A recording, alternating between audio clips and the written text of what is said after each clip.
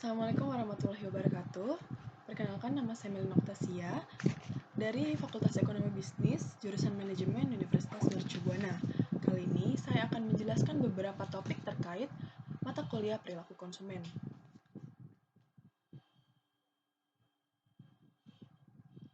Nah, untuk topik pembahasannya, yang pertama adalah pengaruh kelompok pada perilaku konsumen, yang kedua persepsi konsumen, yang ketiga learning, memory, and product positioning, yang keempat motivasi, personality, dan emotion.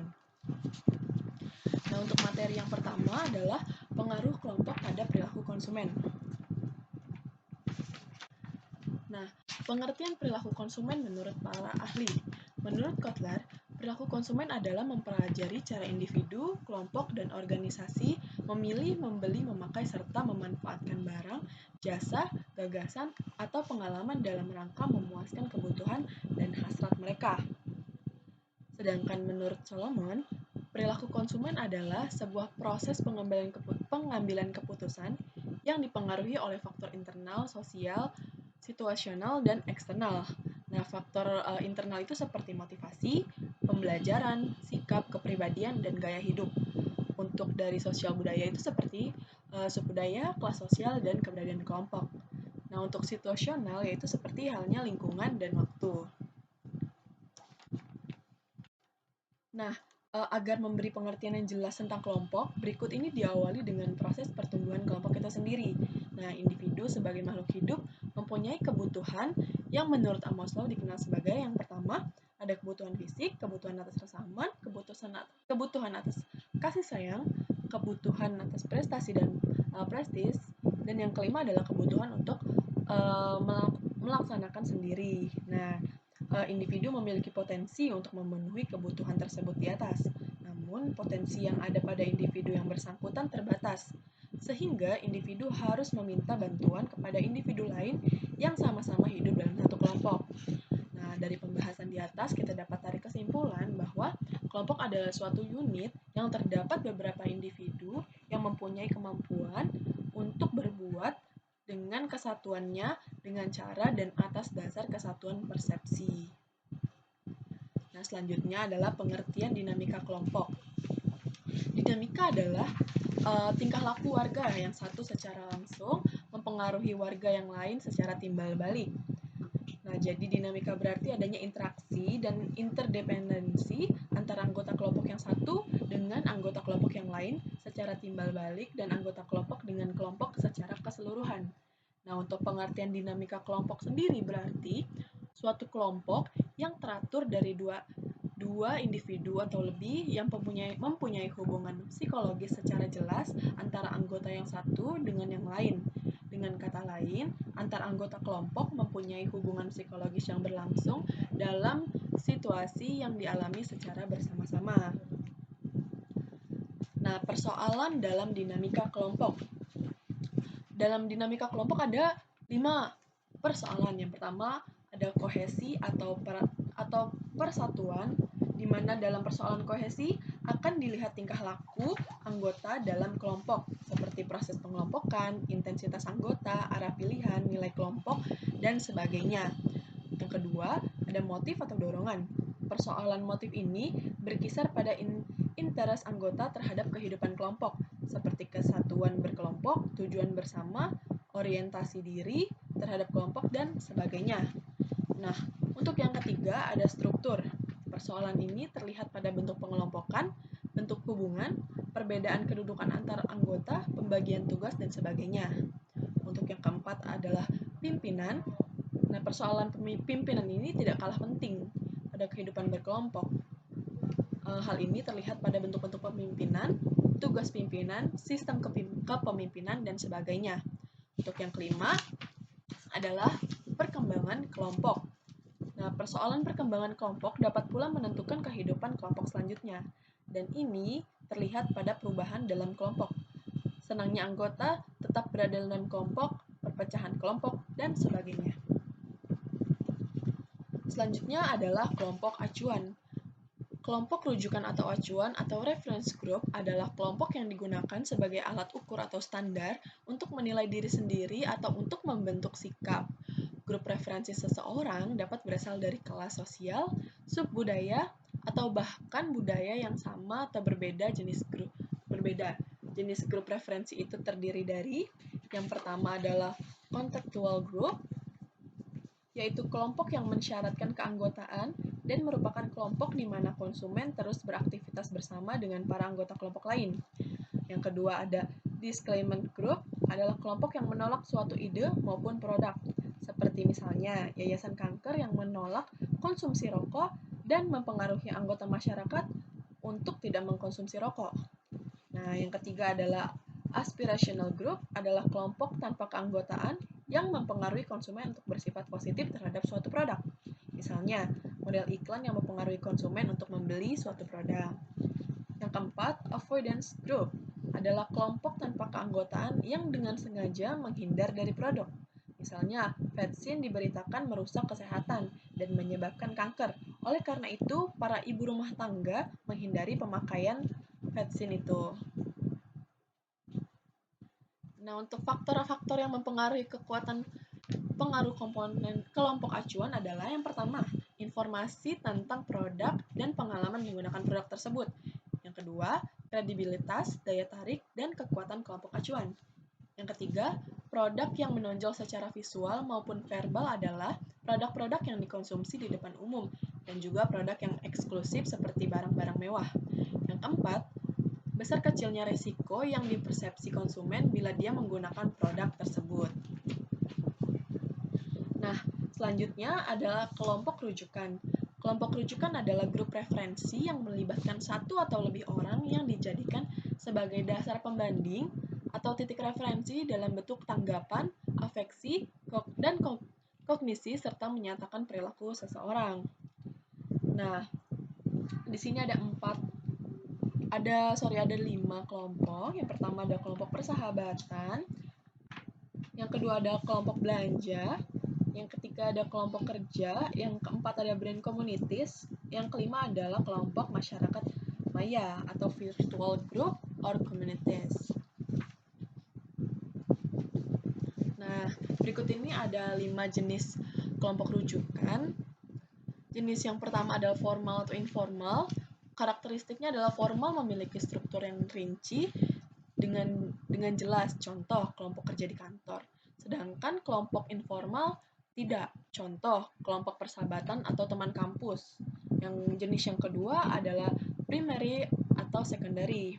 Nah, kelompok referensi primary melibatkan seringnya interaksi langsung dan tatap muka, contohnya keluarga, sanak saudara. Sementara kelompok referensi secondary, interaksi dan tatap muka tidak terlalu sering, contoh teman yang tinggal di satu wilayah yang sama. Jenis yang ketiga adalah membership, yaitu seseorang memberi anggota formal dari kelompok acuan, contoh keanggotaan pada kelompok UKM. Aspirational, karakteristiknya adalah seseorang bercita-cita bergabung atau melindungi kelompok referensi aspirasional. Nah, jenis yang terakhir, dissociative. Karakteristiknya, seseorang berupaya menghindari atau menolak kelompok referensi dissociative. Nah, untuk faktor-faktor yang menentukan kekuatan pengaruh kelompok ada 3. Yang pertama adalah menginformasikan atau membuat individu lebih menyadari mengenai produk atau merek tertentu. 2. Memberikan kesempatan untuk membandingkan. Dalam interaksi anggota kelompok akan saling berbagi pengalaman, menyampaikan ide, dan akan bertanya kepada yang lainnya. Yang ketiga, mempengaruhi individu untuk mengadopsi sikap kelompok yang mempunyai pengaruh kuat kepada anggotanya untuk menyesuaikan sikap dengan sikap yang dikembangkan oleh kelompok. Aplikasi kelompok rujukan dalam pemasaran. Karena kelompok rujukan mempunyai pengaruh yang kuat terhadap perilaku konsumen, maka pemasar berupaya memanfaatkan kelompok rujukan ini. Nah, kelompok rujukan yang dimanfaatkan itu seperti selebritis, seperti penyanyi, pemain musik, artis, pelawak, dan atlet, serta eksekutif politikus yang merupakan orang-orang dengan popularitas tinggi dan mempunyai pengaruh yang kuat. Yang kedua ada artis. Penggunaan artis untuk mempromosikan produk dipandang mempunyai pengaruh yang cukup kuat karena mereka mempunyai popularitas di masyarakat. Untuk yang ketiga ada pakar atau expert. Pemasar sering menggunakan tokoh yang mempunyai kepakaran tertentu yang mempunyai relevansi dengan produk yang diiklankan. Nah, yang keempat ada orang biasa. Seringkali produk sabun deterjen, susu anak-anak, dan bumbu masak menggunakan orang biasa untuk mengiklankan produknya. Mereka mengadakan lomba tentang pengalamannya menggunakan produk dan hasil yang diperoleh atas penggunaan produknya. Hasil perlombaan ini kemudian diiklankan sebagai kesaksian konsumen atas kehebatan produknya dalam membantu konsumen untuk memuaskan kebutuhannya. Selanjutnya adalah persepsi konsumen. Pengertian persepsi menurut para ahli. Menurut Skipman dan Kanu, persepsi adalah suatu proses seorang individu dalam menyeleksi, mengorganisasikan, dan menerjemahkan stimulus-stimulus informasi yang datang menjadi suatu gambaran yang mempunyai pengaruh kuat bagi konsumen untuk menentukan keputusan pembelian. Selain itu, Bauman juga mendefinisikan persepsi sebagai proses di mana sensasi ini dipilih, terorganisir, dan diinterpretasikan. Studi tentang persepsi yang berfokus pada sensasi untuk memberi mereka makna. Nah, jadi persepsi ini didefinisikan yaitu suatu proses memilih, mengatur, dan menginterpretasikan informasi mengenai suatu produk, barang, atau jasa oleh konsumen. Nah, aspek persepsi yaitu ada 3. Yang pertama, seleksi adalah proses di mana konsumen memilih stimulus yang akan diterima oleh panca inderanya berdasarkan kebutuhan yang dipengaruhi oleh masa lalu dan kebutuhan yang menjadi motivasinya. Yang kedua, organisasi merupakan proses di mana konsumen mengumpulkan atau mengkategorikan kelompok-kelompok stimulus yang ada menjadi satu kesatuan yang utuh secara menyeluruh. Yang ketiga, interpretasi. Interpretasi merupakan keadaan yang terjadi ketika seseorang memberikan makna terhadap masukan informasi yang dipengaruhi oleh faktor karakteristik individu, stimulus, situasional, dan bagaimana informasi tersebut ditampilkan.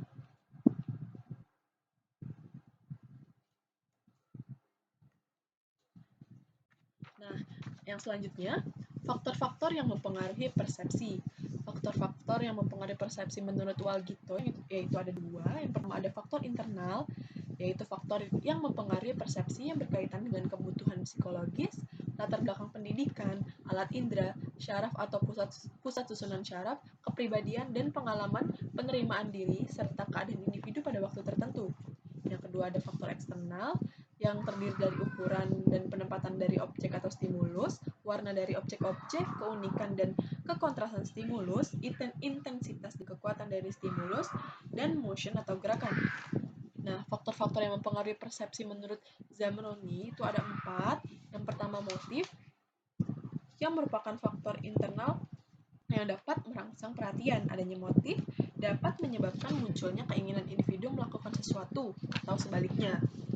Untuk yang kedua, ada kesediaan dan harapan. Dalam menentukan mana yang akan dipilih untuk diterima selanjutnya, bagaimana pesan yang dipilih itu akan didata dan diinterpretasikan. Yang ketiga, intensitas rangsangan. Kuat lemahnya rangsangan yang diterima akan sangat berpengaruh bagi individu. Yang keempat, pengulangan. Suatu rangsangan yang muncul akan terjadi secara berulang-ulang, akan menarik perhatian tersebut mencapai titik jenuh. Selanjutnya ada proses persepsi. Untuk tahap yang pertama adalah tahap perkenalan di mana individu menerima informasi melalui indera mereka. Yang tahap kedua adalah perhatian, yaitu individu menempatkan kapasitas proses menjadi suatu stimulus. Yang ketiga adalah tahap pemahaman, yaitu individu mengorganisasikan dan menginterpretasikan informasi menjadi teratur supaya memiliki arti. Nah, stimulus persepsi. Stimulus merupakan hasil proses dari informasi dan kemudian diinterpretasikan dan mempunyai arti disebut dengan persepsi. Sedangkan stimulus sendiri adalah masukan-masukan informasi yang dapat berupa produk, kemasan, merek, atau cetak. Nah, jenis stimulus yang pertama ada stimuli pemasaran, yaitu setiap komunikasi stimuli fisik yang didesain untuk mempengaruhi konsumen. Yang kedua, stimuli lingkungan atau sosial dan budaya. yaitu stimuli fisik yang didesain untuk mempengaruhi keadaan lingkungan. Nah, fungsi dari persepsi itu sendiri ada 4. Yang pertama, menanggapi objek yang diinformasikan. Yang kedua, memilih objek yang diterima. Yang ketiga, mengorganisasikan masukan informasi. Yang keempat, menginterpretasikan masukan informasi. Yang selanjutnya adalah learning, memory, and product positioning. Definisinya, untuk yang pertama, belajar. Belajar atau learning adalah perubahan dalam isi atau organisasi memori jangka panjang atau perilaku dan merupakan hasil dari pengolahan informasi. Pengolahan informasi digambarkan sebagai rangkaian kegiatan di mana rangsangan yang dirasakan diubah menjadi informasi dan disimpan. 4 aktivitas dalam seri adalah paparan, perhatian, interpretasi, dan memori. Selanjutnya, pengertian dari ingatan atau memori adalah akumulasi total dari pembelajaran pengalaman yang sebelumnya. Nah, ingatan mengandung 2 komponen yang berbeda, yaitu jangka panjang dan jangka pendek. Keduanya bukan entitas psikolog yang berbeda. Malahan, ingatan jangka pendek atau ingatan kerja adalah bagian dari keseluruhan ingatan yang sekarang digunakan atau dipakai. Ingatan jangka panjang adalah bagian dari keseluruhan ingatan yang dikhususkan untuk menyimpan informasi yang permanen. Nah, di sini untuk penjelasan lebih lanjutnya, memory's role in learning ada short-time memory atau memori jangka pendek yang memiliki kapasitas terbatas untuk menyimpan informasi dan sensasi. Bahkan, tidak digunakan untuk penyimpanan dalam arti biasa dari istilah tersebut. Hal ini lebih seperti sebuah file komputer yang sedang digunakan. File aktif menyimpan informasi ketika sedang diproses. Nah, yang kedua adalah long-term memory atau memori jangka panjang. Memori jangka panjang terlihat tidak terbatas. Penyimpanannya permanen. Penyimpanan ini dapat menyimpan berbagai jenis informasi seperti konsep, aturan-aturan keputusan, proses, dan afeksi atau emosional negara. Selanjutnya, learning, memory, and retrieval. Yang pertama, strength of learning.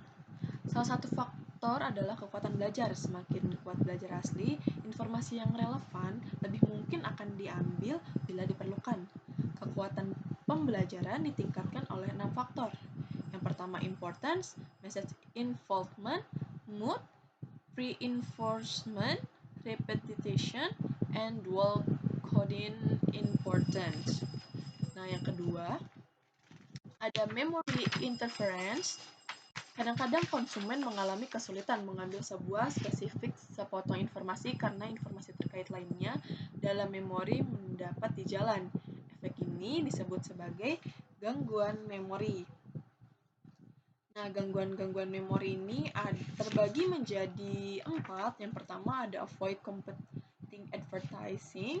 Salah satu strategi adalah untuk menghindari iklan muncul di set yang sama dari iklan sebagai pesaing Anda.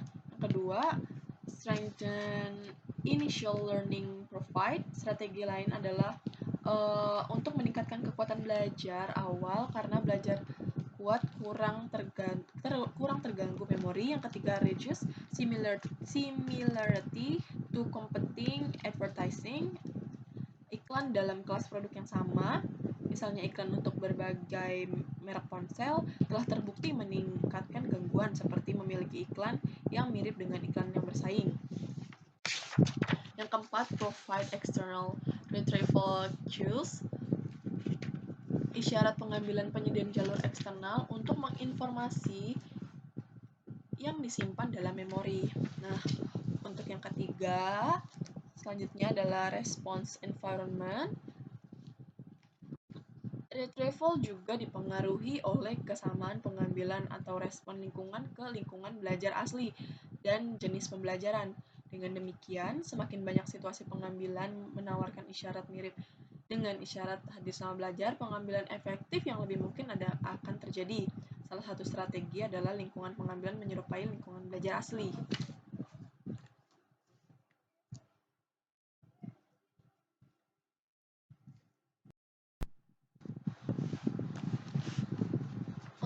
Selanjutnya adalah strategi positioning produk. Nah, kemampuan untuk mengidentifikasi peluang positioning merupakan ujian yang terberat bagi seorang marketer. Keberhasilan suatu positioning biasanya berakar pada berapa lama produk tersebut mempunyai keunggulan bersaing. Beberapa hal mendasar dalam membangun strategi positioning suatu produk antara lain yang pertama, positioning pada fitur spesifikasi produk. Kedua, positioning pada spesifikasi penggunaan produk. Yang ketiga, positioning pada frekuensi penggunaan produk. Yang keempat, positioning pada alasan mengapa memilih produk tersebut dibanding pesaing. 5. Positioning melawan produk pesaing. 6. Positioning dengan melakukan pemisahan kelas produk. 7. Positioning dengan menggunakan simbol budaya atau culture.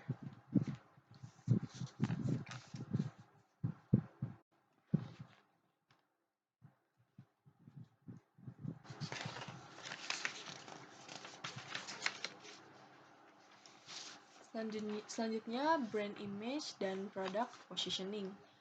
Brand image mengacu pada memori skematik dari sebuah merek, mengandung interpretasi target pasar dari produk atribut, manfaat, situasi penggunaan, pengguna, dan karakteristik pemasar manufaktur. Positioning produk adalah keputusan oleh pemasar untuk mencapai citra merek didefinisikan relatif terhadap persaingan dalam segmen pasar. Sebuah komponen penting dari brand image adalah situasi penggunaan yang tepat untuk produk atau merek. Jadi, positioning adalah membangun persepsi yang relatif pada suatu produk dibandingkan dengan produk lain. Nah, selanjutnya, motivasi, personality, dan emotion.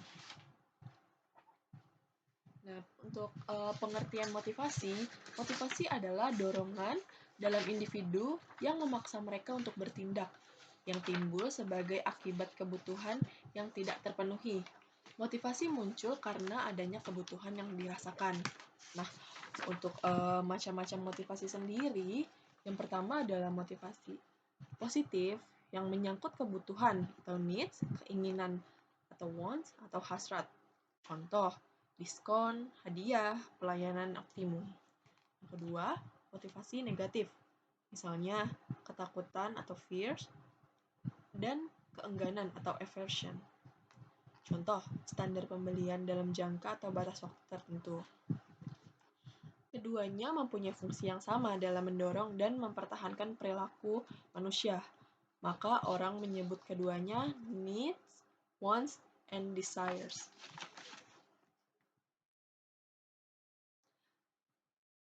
Teori motivasi dan strategi pemasaran. Konsumen tidak membeli produk, melainkan mereka membeli dengan motif kepuasan atau solusi dari masalah. Marketer dapat menciptakan demand. Demand adalah keinginan untuk membeli produk atau layanan tertentu. Hal ini disebabkan oleh suatu kebutuhan atau motif. Dalam pembahasan ini, sasaran sentralnya adalah menetapkan dan mengukuhkan prinsip bahwa pemasaran harus menerima kebutuhan sebagaimana adanya. Namun, ada beberapa cara tambahan untuk menajamkan dampak dari pemasaran. Nah, yang pertama adalah menemukan motif pembelian. Yang kedua, strategi pemasaran berdasarkan motif multiple. Yang ketiga, strategi pemasaran berdasarkan konflik motivasi. Dan yang keempat adalah motivasi dan keterlibatan konsumen. Selanjutnya ada pengertian personalitas, yaitu kepribadian adalah kecenderungan respon karakteristik individu di situasi yang sama. Nah, selanjutnya kegunaan dari kepribadian pada karakter pemasaran. Nah, brand personality adalah topik yang menarik dan penting dalam penelitian bidang marketing saat ini karena dapat membantu untuk membedakan merek dengan merek lainnya, membangun aspek emosional dan memperbesar makna personal suatu merek.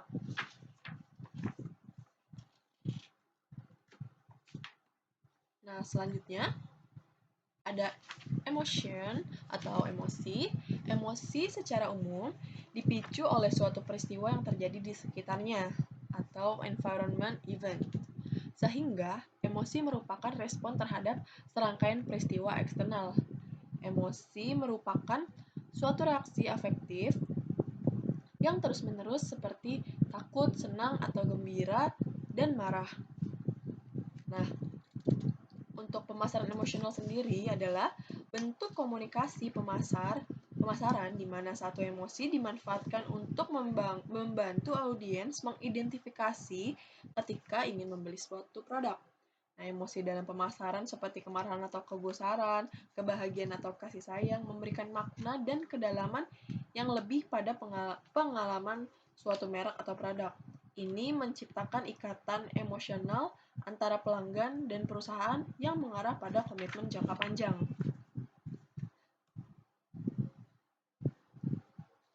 Nah, adanya emosi ditunjukkan ke dalam beberapa bentuk luapan emosi, yaitu specific feelings atau tanggapan spesifik berpengaruh terhadap perubahan fisiologis affect, misalnya pupil mata membesar, berkeringat, detak jantung meningkat, peningkatan kadar gula, dan sebagainya. Emosi juga berkaitan dengan pengaruh berpikir seseorang atau kognitif, di mana kemampuan berpikir rasional seseorang akan bervariasi sesuai dengan derajat emosi seseorang. Emosi juga dikaitkan dengan perilaku seseorang atau behavior. Sementara perubahan dan atau efek terhadap perilaku juga berbeda-beda antara satu orang dengan yang lainnya pada satu situasi tertentu. Singkatnya, emosi melibatkan perasaan subjektif dan merupakan komponen perasaan seseorang. Selanjutnya, yang pertama, emosi dan strategi. Pemasar menggunakan emosi untuk memandu penempatan produk presentasi, penjualan, dan perikanan. Nah, di sini ada beberapa. Yang pertama, emotion arousal as a product benefit, yaitu emosi dikarakteristikan dengan evaluasi positif atau negatif. Konsumen mencari secara aktif produk yang memiliki keunggulan utama atau sekunder. Yang kedua, emotion reduction as a product benefit. Kebanyakan emosi itu tidak menyenangkan. Marketers mendesain produk untuk mencegah atau mengurangi arousal emosi yang tidak menyenangkan. Contoh, mall, makanan rendah lemak, alkohol. Nah, yang ketiga, emotion in advertising. Konten emosional dalam iklan meningkatkan perhatian, daya tarik, dan kemampuan. Pesan emosional mungkin diproses lebih cepat daripada pesan netral. Iklan emosional yang memicu evaluasi emosi yang positif akan meningkatkan kesukaan dari iklan itu sendiri. Nah, selanjutnya, konsumen dalam menghadapi berbagai produk dan layanan. Konsumen harus mengatasi emosi negatif yang mereka alami dalam berbagai situasi pemasaran. Coping melibatkan pikiran dan perilaku konsumen dalam reaksi terhadap situasi stres yang dirancang untuk mengurangi stres dan mencapai emosi positif yang diinginkan. Penghindaran mekanisme umum, misalnya ketika keputusan melibatkan trade-off yang membangkitkan emosi negatif yang kuat, misalnya harga versus keselamatan, konsumen akan sering menunda pembelian untuk menghindari pembuatan keputusan.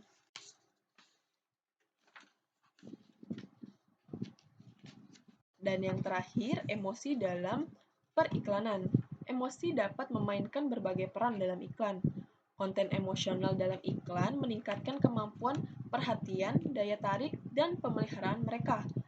Pesan iklan yang memicu reaksi emosional dari sukacita, kehangatan, dan ketegangan lebih mungkin untuk diperhatikan daripada iklan lebih netral. Iklan emosional yang memicu emosi positif dievaluasi akan meningkatkan keinginan dari iklan itu sendiri. Misalnya, kehangatan adalah emosi yang dinilai positif yang dipicu oleh mengalami langsung atau dialami sendiri, cinta, keluarga, atau hubungan pertemanan. Iklan yang tinggi dalam kehangatan disukai lebih dari iklan netral. Menyukai iklan memiliki dampak positif pada menyukai produk dan niat beli. Seperti yang mungkin Anda duga, iklan yang mengiritasi atau konsumen jijik dapat membuat reaksi negatif terhadap merek yang diiklankan. Nah, oleh sebab itu, emosi dalam periklanan itu sangat berpengaruh. Nah, sekian pembahasan yang dapat saya sampaikan terkait materi perilaku konsumen. Kurang lebihnya mohon maaf. Wassalamualaikum warahmatullahi wabarakatuh.